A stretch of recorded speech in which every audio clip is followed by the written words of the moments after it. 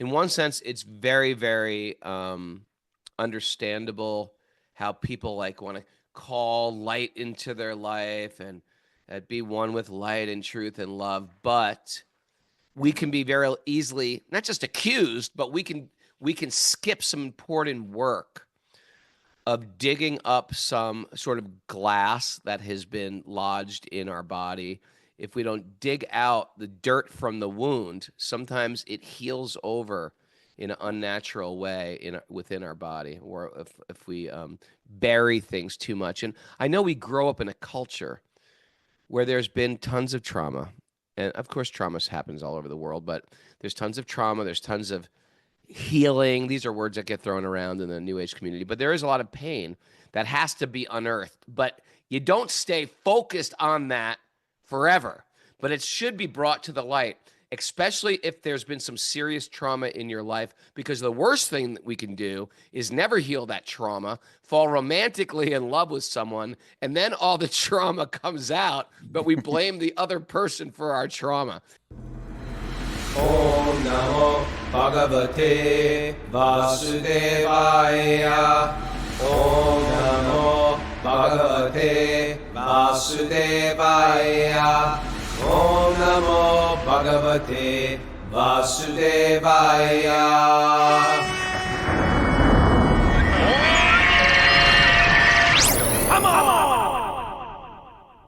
Live from Super Soul Farm, this is Wisdom of the Sages, a daily spiritual podcast with your host, Raghunath, and co-host and senior educator of the Bhakti Center in New York City, Kaustubha. Today is Monday, May 19th, 2025. It's episode 1604. Welcome to the show. Welcome, everybody. It's back. We're back on track after a beautiful, successful, fun, and spiritually filled weekend Seva retreat at the farm. My back is killing me. It really is. My back is killing me, but in a beautiful way. Okay. We got so much gardening done and cleaning done and planting done and mulching done. And I got to really hand it to people. And we just sang together in the evening. It was just a very, very sweet weekend. And our meditation was the devotees are coming this week for Wisdom of the Sages retreat, which is happening this Friday over Memorial Day weekend. How can we serve the devotees? That was our meditation. And I tell you, it's the old sort of bhakti is like the whistle while you work. You're doing work, but you were actually doing it as an offering, and everybody was blissful. It was right, Mara? Yeah.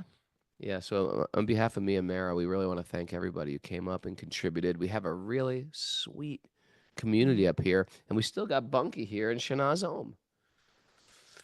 How was your weekend, Prabhu? Oh, busy but good. Just trying to get stuff done. Busy but good. All right. Okay. Need to get some time outside. I don't have weekends practically. It's really like every day. You know what? You got to take it easier. You got to take it easier. Should I take it easier? Get your hands. Take your socks off. Get in the dirt. I do that. In the dirt. I don't even wear socks. You don't wear socks? Okay. No, I don't have to take off your pants then too. Just roll in the dirt. I'm going to keep my pants on if you don't mind. Take your shirt off. Just roll in your undies in the dirt. Good morning, everybody. Mara, what's going on? You got some announcements for us? To wear your merch Monday. Wear your merch Monday. I didn't wear it. Did you? I did, yeah. Mara did. I got my Wisdom of the Sages t-shirt on. Nope, we got this new logo, Raghunath. I don't know. Do we need to come up with some special merch We for need that? to roll out some more Maybe we need to roll out some more merch. But we do have, if you like merch, go to wisdomofthesages.com. Get your merch there. We got hats. We got beanies. We got trucker hats. Mm-hmm. We got dad caps. And maybe I'll get some to bring down to the farm next week for those What about coming up. Rath-yatra? Yeah, let's get for Rath-yatra. Let's get some new hoodies. Definitely. And if you have merch, then post a picture on Facebook and Instagram wearing your merch and tag us at Wisdom of the Sages and we'll share it. All right. So this old merch, which is the current merch. Yeah, we call it the collector's item. It's going to become the vintage merch. Yeah. Like in the hardcore scene, I don't know if you know this, but everybody like collects t-shirts. Vintage stuff. Like 30-year-old t-shirts. They spend a lot of money on it and stuff. They spent fortune. It's unbelievable. Someone just sent me a book on collectible t-shirts. When we got into hardcore, you made your own shirt. There were no shirts to get. Well, there was Tony T-shirt. Well, yeah, Tony okay. Like T-shirt there was one carried guy a big sack of t-shirts, and he printed them. That was Yeah, the but original merch now. yeah, Was the Tony T-shirt carry around Urban Way shirts and ultra violence right. shirts, and I But think that was it. mostly we would think like, oh man, you don't spend what to speak of spending like hundreds of dollars on a Hundreds shirt. of dollars Yeah. on But T-shirts. hey, whatever. People are Yeah, into. me and Kaustubha were making our own. We had a That's loom, right. making We made looming the our. loom. We picked the cotton ourselves. Okay, you ready to dive into the show? It's Monday. Yeah, I'm ready. All right. Got a nugget? Well, I got a nugget for y'all. Ready? It's from Carl Jung. Carl Jung. He's big. We quote him a lot. One does not become enlightened by imagining figures of light, Oh, but by making the darkness conscious. okay. Right? One does not become enlightened by imagining figures of love, by making Figures of light. darkness conscious. Now, we were talking about this earlier, and Kaustubha was saying, actually, I know. I agree with what he's saying, but I just think we yeah. need to be careful with it. Well, I'll go with him first, and then Okay. you pop back your response because it is, in one sense, it's very, very understandable how people like want to call light into their life and be one with light and truth and love, but we can be very easily not just accused, but we can skip some important work of digging up some sort of glass that has been lodged in our body. If we don't dig out the dirt from the wound, sometimes it heals over in an unnatural way within our body, or if we bury things too much. And I know we grow up in a culture where there's been tons of trauma, and of course, trauma happens all over the world, but there's tons of trauma. There's tons of healing. These are words that get thrown around in the New Age community, but there is a lot of pain that has to be unearthed. But you don't stay focused on that forever, but it should be brought to the light, especially if there's been some serious trauma in your life, because the worst thing that we can do is never heal that trauma, fall romantically in love with someone, and then all the trauma comes out, but we blame the other person for our trauma.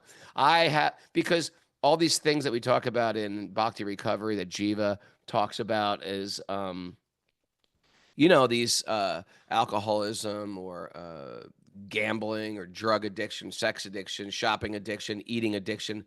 It's not the addictions themselves. It's something underneath them, some disconnect, some pain that happened in our childhood and maybe in a previous life as well, that we've never addressed, and they're manifesting in some type of an intensity, a tense habit in our adult life.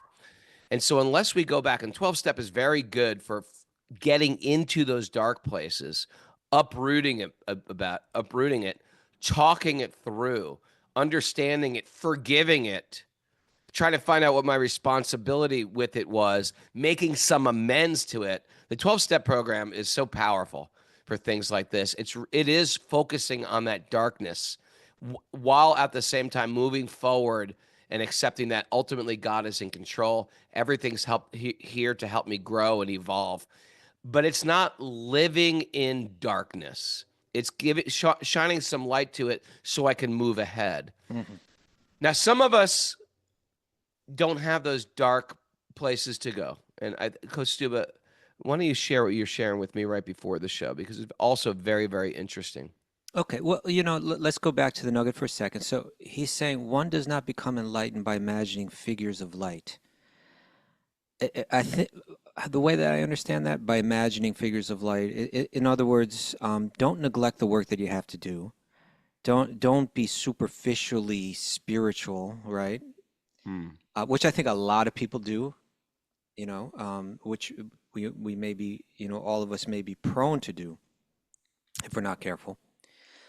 Because that is kind of like the original definition of spiritual bypassing, right? That like I just walk around and talk about love and light, and and I never really look at myself and understand what is it in me that needs to transform.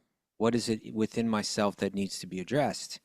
Mm. And so he's saying, no, you have to, he said, again, he said, but by making the darkness conscious, by becoming aware of what it is within us that needs to transform, that needs to be there. And we're going to see that across all of our Vaishnava literatures and in the histories of so many great saints and so on, where they really saw the darkness in themselves. And this is important. And they felt a sense of regret. They felt a sense of remorse. Right. I think in the love and the light kind of talk, a lot of people, you know, we get a lot of, you hear a lot of this stuff, right? No regrets. I don't regret anything, you know. Right. But it's like, come on, man. None? No. Nothing. You've never done anything that you know. No regrets, man. That's how I live. We don't find the Vaishnavas saying that. We don't find the great bhakti-yogis saying no regrets. No, they're saying like, oh, as a matter of fact, we'll find songs where they go on and on about like, about their own darkness. They're very aware of it.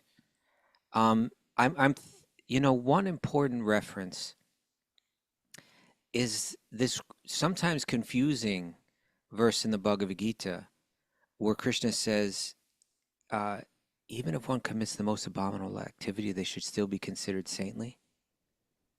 Right? Sure. There's a lot of controversy with that verse. There can be, yeah, because Like, because really? it can be used as a justification not to shine light on the darkness, right? Not to become. But that verse doesn't mean you continually go on Right. performing abominable activity. It doesn't even mean a person must be excommunicated from the society. Well, it definitely doesn't mean that. From the circle. Yeah. But some people could say, well, just let it go. Are you kidding? That guy did something abominable. Sure. But in our hearts, we see people as pure potential. So we don't condemn people. Like even Christians or even devotees, they'll go into a prison and minister, you know, people who rightly belong in prison. So we don't go out and just hate because we're not allowed to hate. That's part of our work. Well, Sorry if I hijacked your. No. This is all relevant. In the commentary to that, the next verse says in the Bhagavad Gita, very quickly they become a righteous person and they become completely devoid of contamination. All right, so this is Krishna saying, well, how is that? And in his commentary, Vishwanath Chakravarti Thakur, the great bhakti yogi, he examines it and he says, you know, he kind of poses questions. How can you accept worship from such a sinful person, right, who's done such a terrible thing? How can you eat the food and the drink that's offered by a heart that's contaminated by lust and anger, right? And then he gives Krishna's response. Very quickly, he becomes righteous. And he says that in the verse, the present tense is used. The present tense is used, and not the future, to express the fact that having committed such a horrible thing, by remembering the Lord, he becomes repentant. So in one sense, he's looking at the light, but he's also looking at the self, right? Becoming repentant, and thus very quickly becomes righteous. Oh, how unfortunate I am. There's no one as low as I. I bring a bad name to the devotees, right? So there's this, I think we need to, what the path of bhakti is saying is, you need to recognize the darkness within yourself. You need to shine light on it. But the path out, the path to transformation is having recognized that, to develop the determination to say, I need to focus on the light. I need to hear Bhagavatam. I need to chant the holy names. I need to associate with let me bring myself into the light, right? So I agree with what he's saying. We do need to shine light on our own darkness. That's going to be real important. We can't overlook that. The great Vaishnavas do that. And then, you know, we turn to light. Here's a verse. Let me see if I can pull this up. Oh yeah, of course, famous verse. Shrinvatam svakata Krishna, punya shravana kirtana, hridyantasto yabhadrani virunoti suhrit satam. This talks about the process out, right? Sri Krishna, the personality of Godhead, who is the Paramatma, the super soul in everyone's heart. Cleanses and the benefactor, and the benefactor of the truthful devotee. Hit it. Cleanses the desire for material sense gratification from the heart of the devotee who has developed the affinity to hear and chant his messages. Okay, which are virtuous when properly heard and chanted. Yeah. So, you know, it's a fact. I think we agree with him in what he's saying. We just want to be careful not to wallow in that stuff. Turn to the positive, recognizing the darkness that's within. Turn to the light, recognizing the darkness that's within yourself. And you know, I got big news for you, Raghunath. Big news? Yes, this is big news. Are you having a baby? No, this is something that we've been waiting for longer than you have to wait when you have a baby. Okay. Okay, what? Because we've been waiting 5.5 years for this. What? We're going to enter into the 10th Canto, like, within the next few days. That's amazing, huh? Yeah. Yeah, because, again, the chapters that we're reading in Srimad Bhagavatam, this Ninth Canto, it has whole chapters that are giving just long list of names. I'm beginning to appreciate it more, and particularly when I open up the Srimad Bhagavatam family tree, which is, mapped out. Right. I'm beginning to see, okay, they're really helping us. We come, like, let's say a lot of our listeners, let's say they're in, I think our largest age demographic is 35 to 45. Really? Okay. Yeah. Interesting. At least in some of our platforms. And so let's say you're 38 years old and you get into bhakti for the first time. Yeah. And Srimad Bhagavatam is new to you. You're going to have a hard time kind of like hearing all these names and putting them on a map in your mind, It's just too many names. Too many names, too much to find out. Yeah. When you see the family tree in perspective, it's like, oh, I get it. I get it. Family trees, we could make a family tree, a giant family tree of Krishna's family, and put it on our wall. Oh, Wouldn't that'd that be be great? cool. Look at it every day. Look at it every day. Oh, there's Krishna. That's how Kamsa is related to Krishna. That's how Draupadi's related. That's where Queen Kunti comes in. Wouldn't that be great to have that visual? Do it, Raghu. Do it. Then there's the Chaitanya tree. That's another incredible one. Yeah. That's where Narottam Das Thakur fits into this whole thing.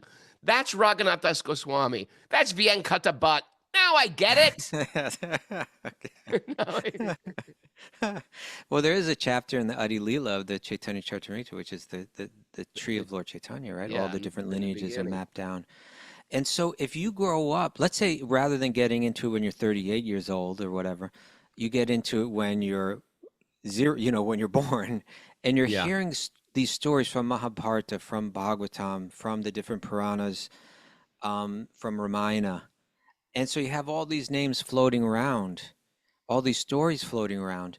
Well, somewhere in this literature, you need to kind of lay it all out, how it all comes down. And so we've heard in the Bhagavatam, we've come down the dynasty of the sun and the dynasty of the moon. And it all gets mapped out for us. So although it would be tedious for us to read whole chapters of these names on our daily podcast, hey, it's the third day, we're still just reading names, we've been skipping over those and highlighting because what the canto's been doing is it's giving a list of names and it's like detour. Let's open up on this one. Yeah. It's sort of a family tree. And then next to one of the names, it's given a whole story around that being. Yeah. And then Dan Murphy says he has the Kuru dynasty on his wall. Look at that. What? The Kuru dynasty. I was just saying that. All right.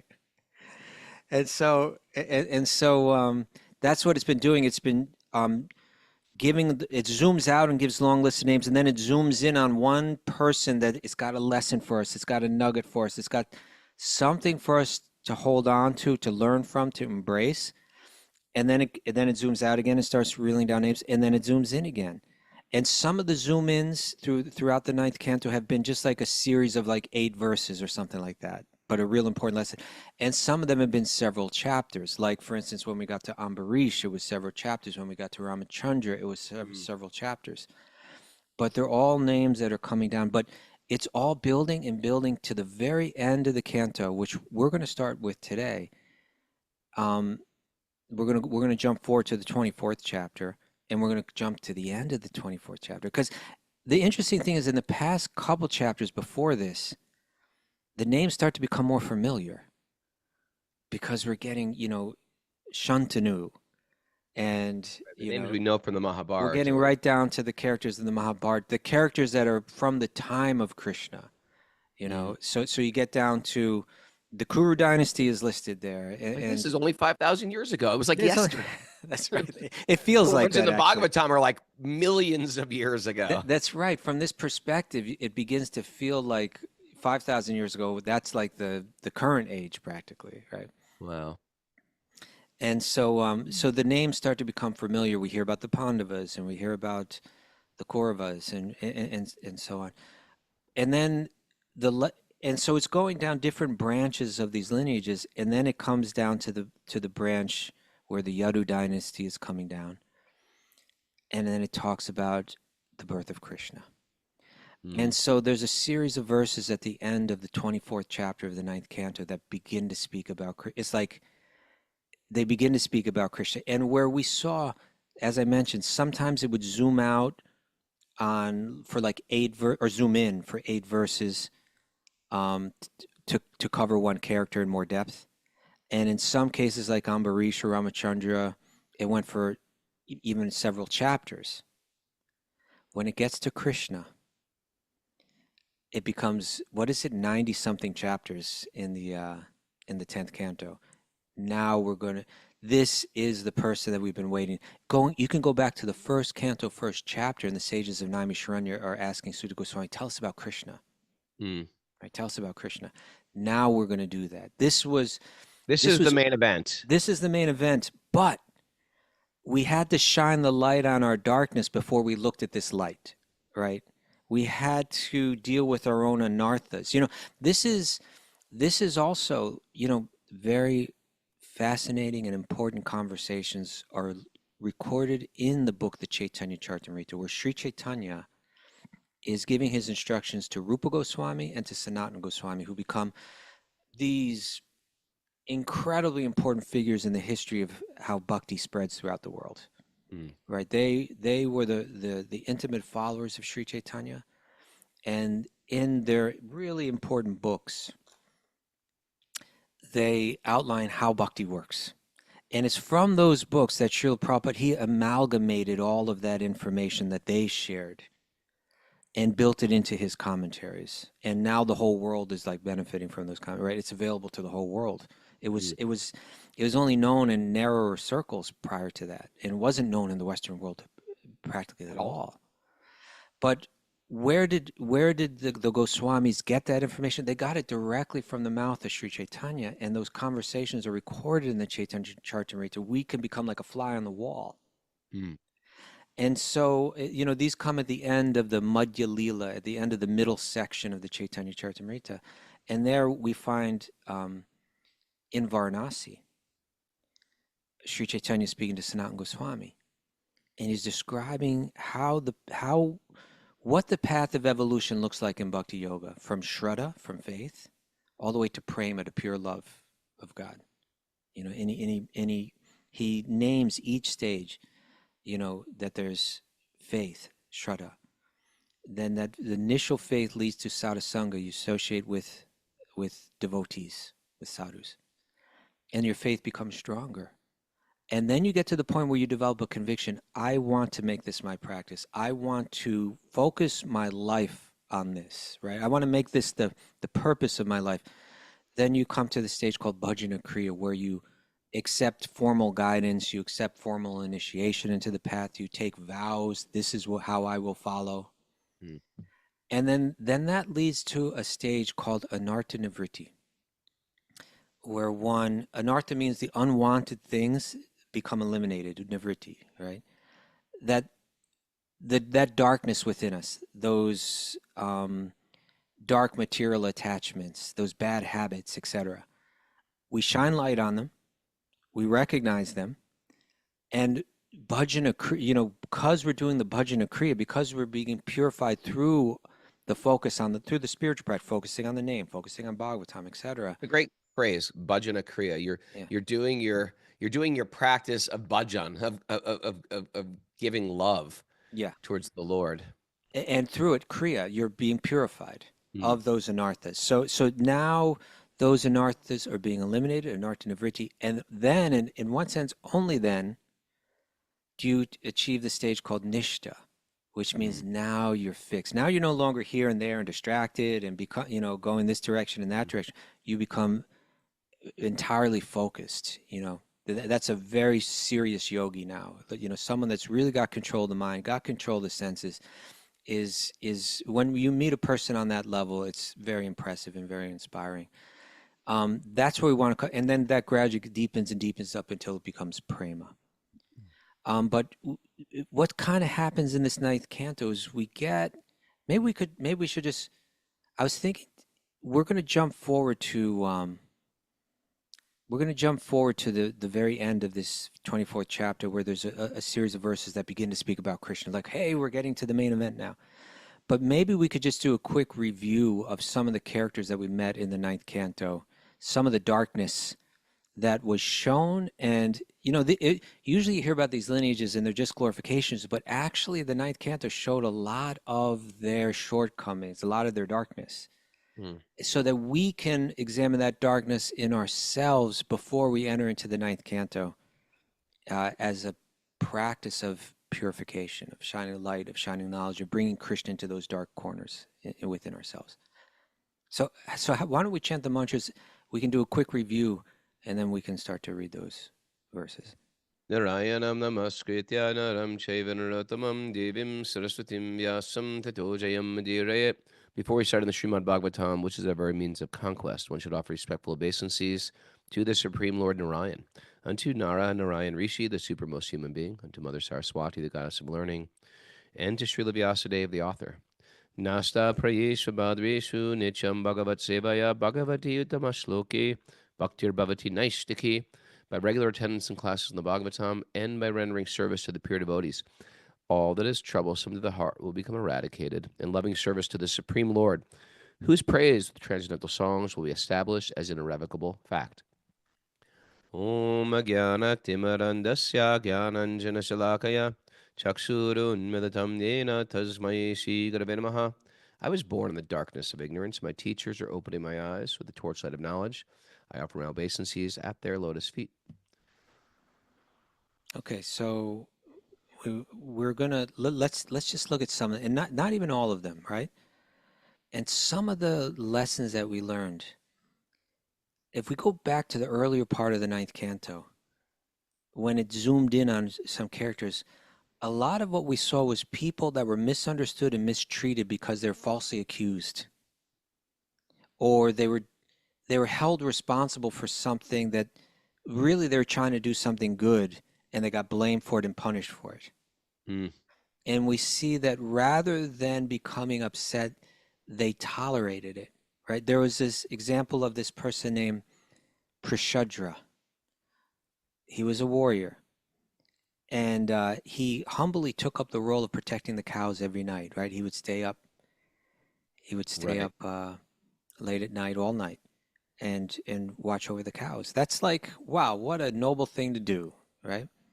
Yeah. When most people are comfortably sleeping away, he's staying up all night alone in the dark, to protect these cows that he obviously had some love for and really respected and valued.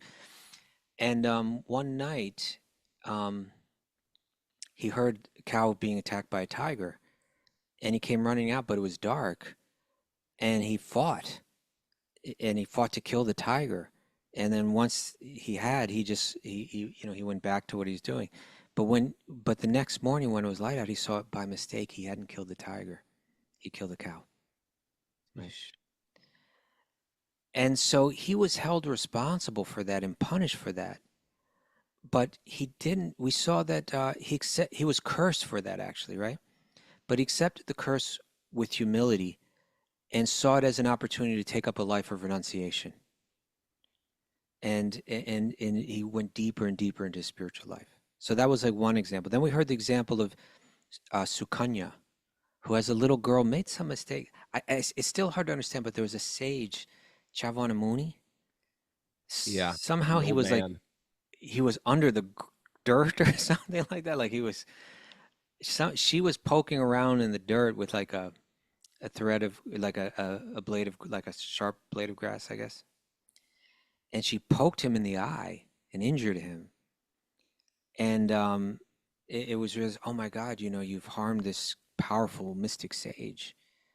And she was very young, but she took up a life of service to him. She became his wife and felt remorse that she had harmed him and served him. And he was like old and cranky and, what's the word that we use? Like ornery, you know? Why are you smiling at Mara? Is that like you? Mara takes care of this old. Do you get a little ornery? You get a little grumpy? A little grumpy. Okay. Mara, this is what I do, okay? When he gets grumpy, you call him Bubba Ganoush. You say, come on, Bubba No, it Ganoush. only works when you do it. I've tried. Come on, Bubba Ganoush. And but she also got misunderstood. She accepted that, okay, I will marry this man. He's a great sage and I've harmed him. I'll give up any fantasies I've had of having a young, handsome husband and so on, And she accepted it. And her character becomes glorified. He eventually, with his mystic power, takes on a young body just to please her, And when her father sees her with this young man, he's like, what have you done? You've run off with another man. No, father, this is Chavana. He's just, then this mystic potency, So there are a few examples of these people who have been misunderstood, falsely accused, treated, even cursed, even though they had done nothing wrong. And rather than rebel against it, they accepted it with humility. They had this kind of inner detachment and humility. But then the big example comes up, and that's Ambarish, right? It had done nothing. He was visited by a sage with all his followers, Durvasa Muni, powerful mystic sage. And Ambarish said, oh, I would like to feed all of you. Please go bathe in the river, and when you come back, we'll feed all you. But in between, the time came where he had to break his own fast. And he was kind of caught in this quandary. I don't want to eat before my guests do, right? But at the same time, if I don't break my fast now, I won't carry out the ritual in its proper way. So he found a way to satisfy both needs. He just sipped a bit of water. Technically, it broke the fast, but he really didn't eat before his guests came, right? Very thoughtful, very generous, very, very noble. But Durvasa doesn't see it that way, right? He was a powerful yogi, but he didn't have a sweet, soft heart. And what did he do, Raghunath? Cursed him. Threw a fiery ball at his head. Yeah, threw a fiery ball at his head. I've done that when I've gotten angry. And so Ambarish just accepted this with humility, but Vishnu stepped in to protect him with his Sudarshan chakra, went after him. And in the end, we see the mystic yogi has to humble himself before Ambarish, who just, with incredible humility, just patiently tolerated and forgave. So we see a picture saying like, hey, before we get into the 10th canto, we got to think about forgiveness. We got to think about tolerance. We got to look into the dark areas of ourselves where we lack this. Make sure that we're not on the other side of these stories, that we're not the one doing the cursing, right? Misunderstanding, cursing, focusing on the shortcomings in others. Let's be the other end of the spectrum. Let's be the person that's tolerant and kind, and even when not only are they not offending others, even when they're offended, they don't even take it as offense. They don't receive it as offense. And then the maybe the final and the ultimate example of that becomes Lord Ramachandra, who's everybody wants him to become king. There's no one that could possibly be more qualified to be the king. And he's, for no good reason, is exiled into the forest. He accepts it, right? And the way that he accepted it, So all these lessons, there's a lot of lessons about that tolerance, even when you're mistreated, misunderstood, cursed, how to let go of the need to be right, of the need to be respected, of the need to for vindictiveness and so on. You're not going to enter into the most confidential part of the Vedic literatures, the deepest, most esoteric part that speaks about the purest love, the 10th canto. until you kind of get over this kind of stuff. You won't really be ready to understand it. And then after that, we saw some stories that had to deal with how our material attachments, how our desires, how our lust, how it overcomes us and makes a fool of ourselves. We saw one example early on with Subhari Muni, who was incredibly advanced in mystic yoga, but because he didn't have the heart of a devotee, he fell down again. Even the slightest thing triggered him, right? Seeing two fish in the act of sex. He was meditating underwater when he saw this, right? And it disturbed his mind. We see the example of Pururava, right, who becomes enchanted by Urvasi, and how he goes completely off track and makes a fool of himself, begging and pleading and humiliating himself and so on. We don't really see Pururava rise out of it. We actually just kind of see him, in a sense, as a sad character in the Ninth Canto. And then going further down the family tree, we hear about what we've been reading about lately was King Yayati, and how Yayati became entangled in a romantic triangle, how he became entirely attached to his beautiful wife Devayani, how they spend years enjoying themselves, enjoying the pleasures of sex, and how he gets, because of his indiscretions, he gets cursed to become old. And because he was so addicted, he actually goes to those who he loves so much, his own sons, and asks them to take on his old age and so on. But with him, not like different from the story of Pururava, we see King Yayati, he gets deep spiritualization. He feels a sense of remorse. He becomes purified of his desires by focusing on the light, by focusing on Krishna. So he had a deep recognition. He felt this deep inner darkness or deep inner emptiness. And he turns to the light. And through that, he rises out of it. And both he and Devayani, his wife, transcend. And then we also heard, throughout it, we heard examples of humble people in the lineage who get glorified for their clarity, their humility, their tolerance, when others were passionate and wrathful or ruled by desire, confused, ruled by pride. They remained humble and focused. We heard of Ansuman, who his father Sagara was doing a ritual which involved a horse, and Indra had stolen that horse. It was a really wrong thing to do because it was just done out of Indra's fear that Sagara would somehow equal him.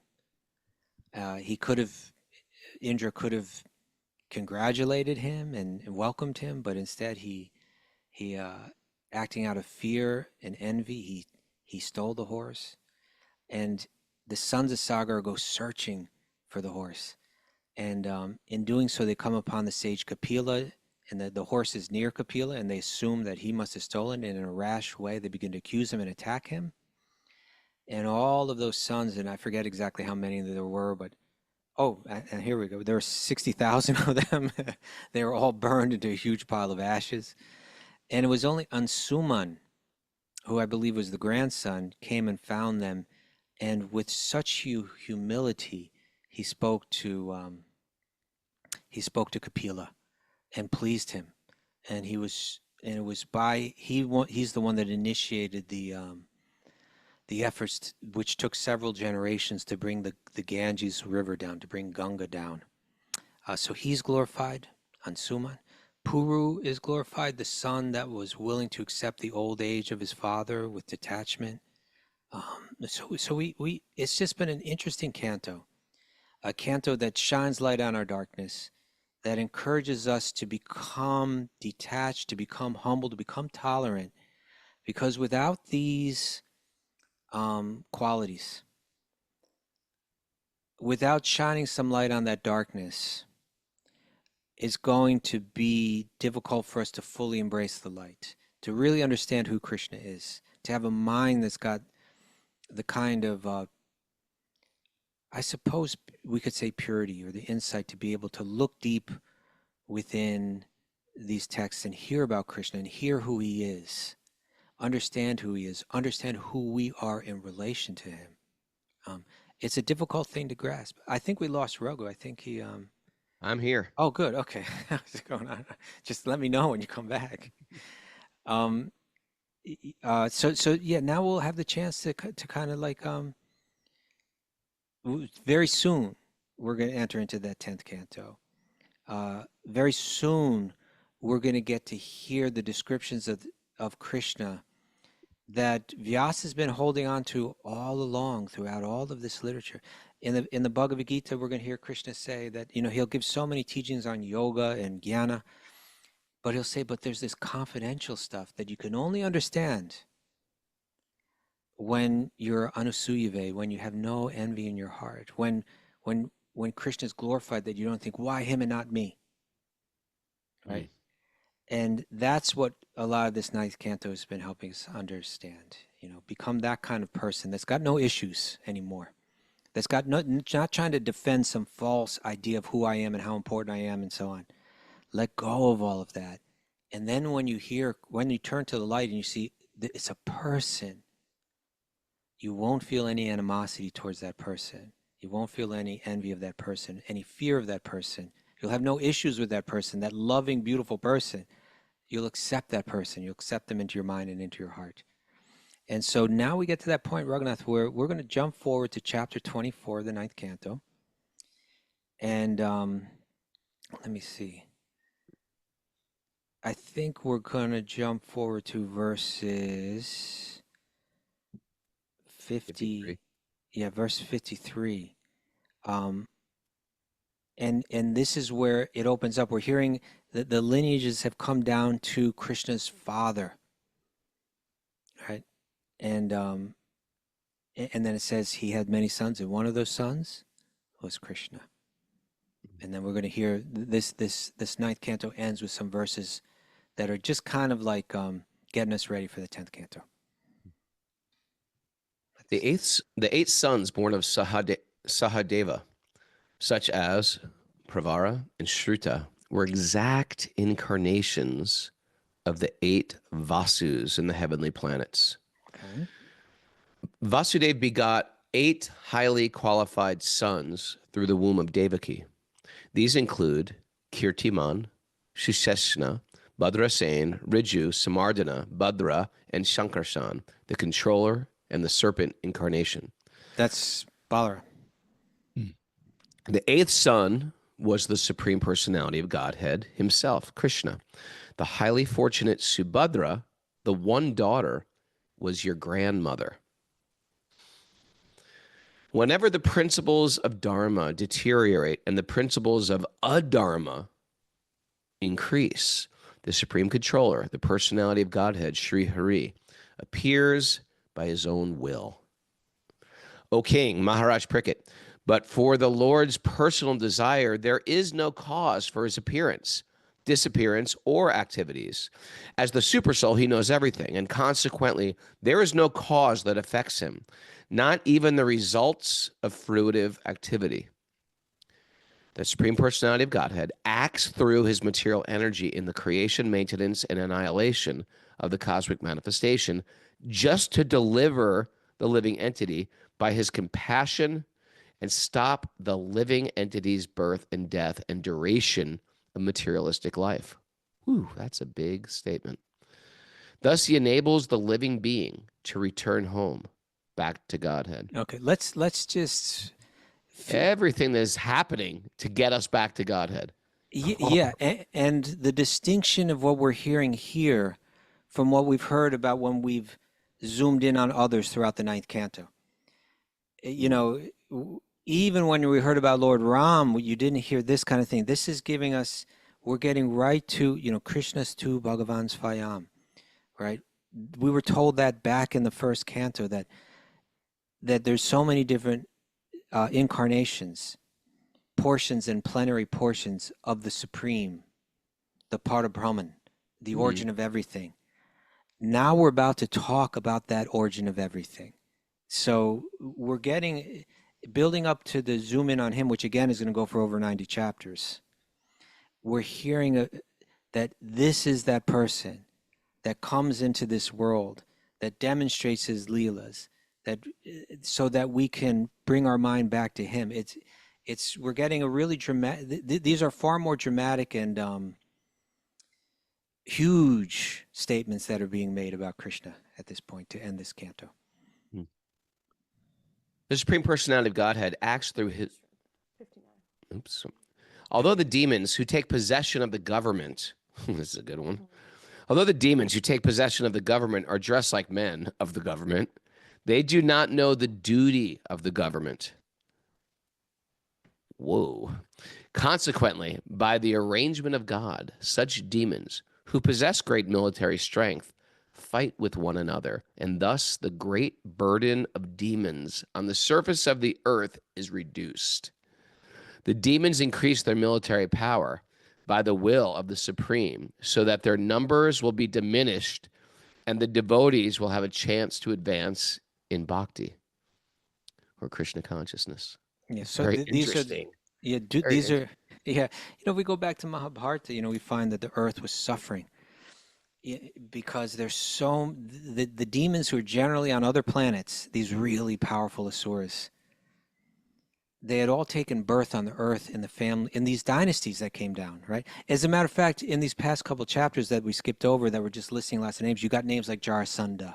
You got like these powerful demoniac figures had entered into these lineages. As it was part of their strategy. They were going to wipe out Dharma on the earth. They saw the Dharma on the earth as the way that Vishnu was being empowered. It's not that Vishnu is empowered through it. It's that one connects to Vishnu, who is the source of all power through it. But in their demoniac and warped way that they could never see Vishnu that way, they said Vishnu's being empowered by the sacrifice of these great kings on earth. We're going to enter into those families, wipe out the Dharma, all of the sacrifice and all the rituals that are being done. And the earth was feeling the weight of all these horrible leaders.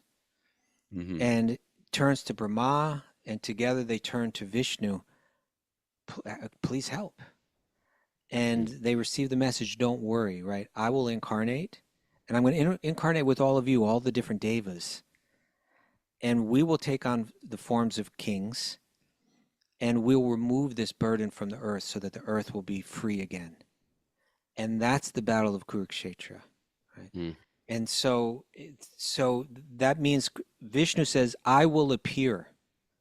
How does he appear? This time he appears, and we've heard of many different incarnations throughout the Bhagavatam so far.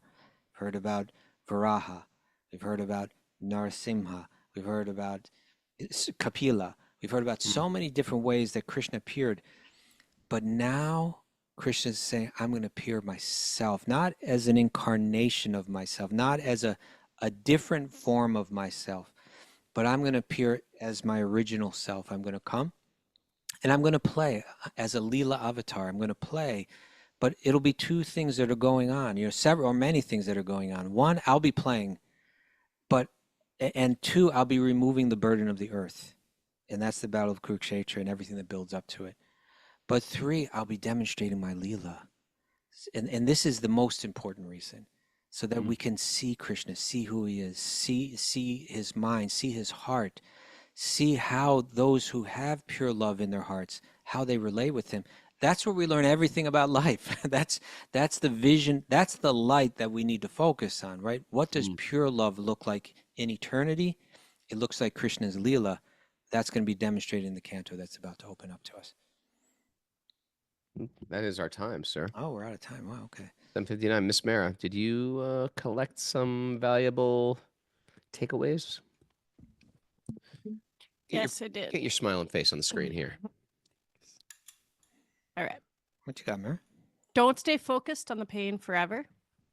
Yeah, you got to move on. Don't live in the house of pain. House of pain. There's some pain and disconnect under our addictions. Uproot the darkness, make amends, and move towards light. Okay. What is it in me that needs to transform? I don't think anything. I think you're fine. Oh, why do we just get an We just got a weird echo. I for heard no that. reason. Yeah. All right. We're not allowed to hate. Not allowed to hate. Mm-mm. Think good one. You can hate. Bhajana-kriyā purifies us.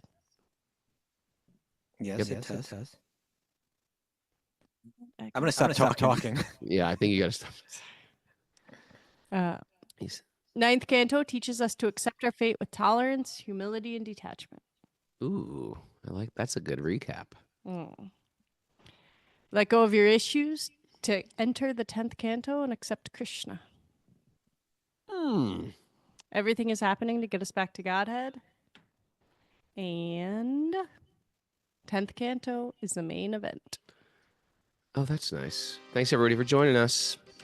There are not many, but there might be 1 or 2 beds left for this weekend's retreat. If you're interested, it's the Wisdom of the Sages retreat at Super Soul Farm. You got to sign up today. You got to sign up today. Today's the last day because they're ordering the food. So get in there and wisdomofthesages.com.